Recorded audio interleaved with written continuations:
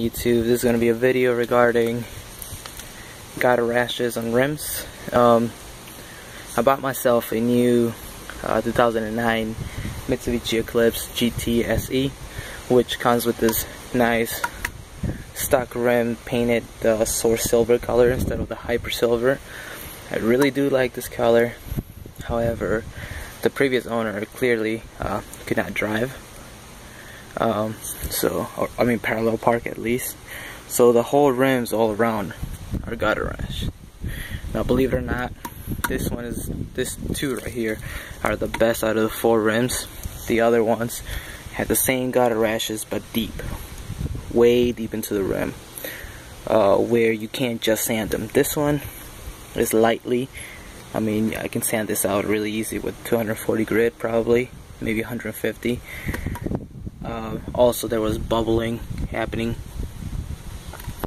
So this is not going to be a how-to. It's more going to be about tips on how to do it. You can find yourself some gutter rashes like this, or actually even find yourself with the whole gap missing like so here. Now, for a gap missing like this, you're going to need some body filler or some JB Weld, whichever one you prefer. I went with body filler just because it's a lot cheaper. Actually, no, JB Weld's a lot cheaper, but body filler is a lot easier to control.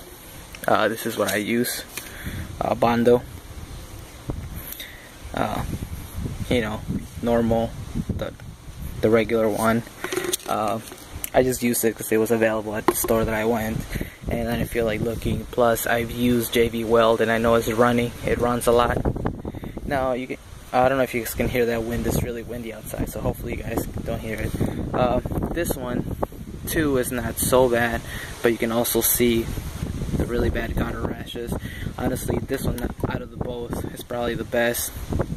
No, take it back. This one's probably the best because it's only on the surface. I can sand these out. This one has a pretty nice deep gap right there. Now, what most people are gonna do is go on YouTube and look at some videos, and I bought myself an angle grinder. I bought it from Harbor Freight. Cheap, but it works perfectly. Actually, this thing didn't let me down. The only problem with this is this doesn't think. You put it to the metal and it will sand. I made the mistake of trying to sand the whole rim with the angle grinder, and I found myself leaving some pretty nasty marks on the rim, and that was no fun. So I seen some people on video using it, to clean the edges.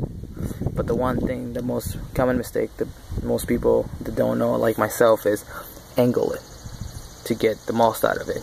When you angle it, you leave marks, especially here. Well, I did it here. Now, I painted my rims graphite, duplicolor. I used like the duplicolor graphite, and they come out actually pretty nice. However, within the sanding process, I thought I sanded it perfectly. I don't know how much the camera is gonna pick it up, but you can actually tell some ripples here, some here. And this is after Bondo and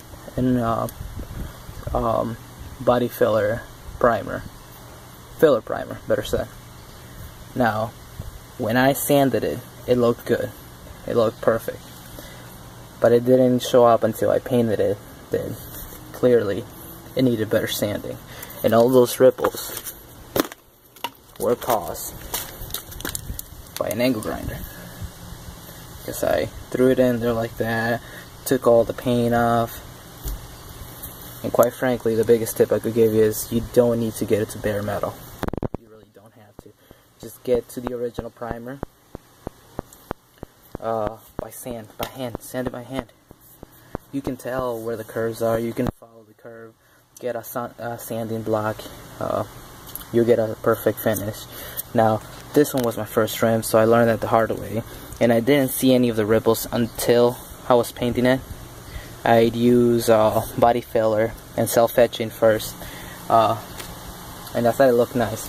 Other than that, first of all, you want to clean them with soap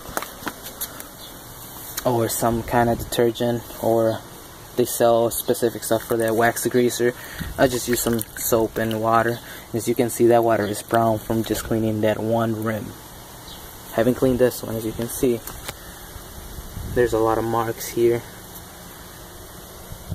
So just clean them before, because the last thing you want to do is be sanding and mixing all that all that grease into the sanded area. So clean them first. Painting it. I have one painting. Give me 1 second. So here we are in my basement. This is a rim that I just painted. This one came out 10 times better than the other one that I just showed. Same color. 3 bases of base coat, and then I only put 2 layers of clear. I know it tells you to use 3. However, this one came out really good and really heavy, really clear. I also did take the stem bell stems out. Now this one uses TPMS sensors. I don't know if it's illegal to remove them. I've been hearing that it's not legal to take them out. Hopefully it's not. Hopefully I'm not giving you guys a bad tip.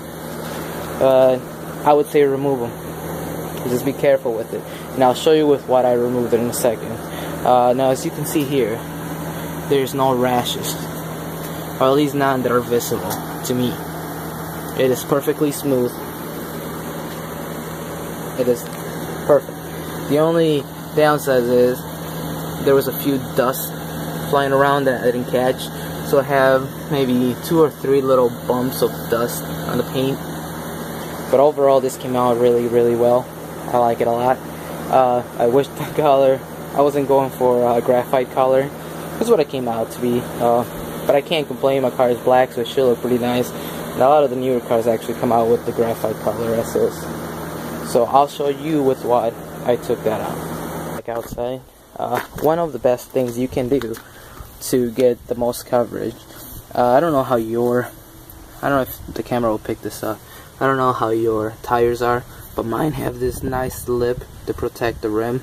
Now these are new tires, I put them on the car for the same reason, protect the lip of the rim. So when you sand and paint, you can put the whole deck of cards like some people have. However, it's going to be so parallel that you're not going to get a good coverage. So what I did was just I broke the, I forgot what it's called. I took off this side of the tire. Broke the bead, sorry. I broke the bead on this hand. And I sanded first, then broke the bead, clean, primed. However, if it's not that bad where you don't need to reach the metal, you don't have to prime it all over again. You can just reach the original primer. Keep in mind the original primer is better than any can primer. Opinion, probably not a fact. Now, with that being said, you gotta remove your valve stem out. With that little, there's a little tool that you can buy anywhere. Remove the valve stem, let all the air out. And one of the best things you can buy for 20 bucks, or I think it was $27. If there's a Harbor Freight in your area, you can buy this. This is a tire changer, manual tire changer. Now, what I use this for is, change tires, but I also used it. With this, you can break the bead really easy. Break the bead here, so you have a full access to your rim without taking out the tire. This is one of the best things I actually bought. I've used it multiple times. It cost me $30. It paid itself on the first tire I changed, because honestly, they'll charge you around $75 to replace all 4 tires. So with that being said, if you can't get one of those, don't go all the way down to the surface if you don't have to. You don't really need primer unless you go down to the metal. As long as you just sand it first, clean it really well, you can get some really nice look. That one looks pretty nice. There's a few imperfections in it, but overall it looks pretty good. Well, those are the tips that I can give you. Hope they help.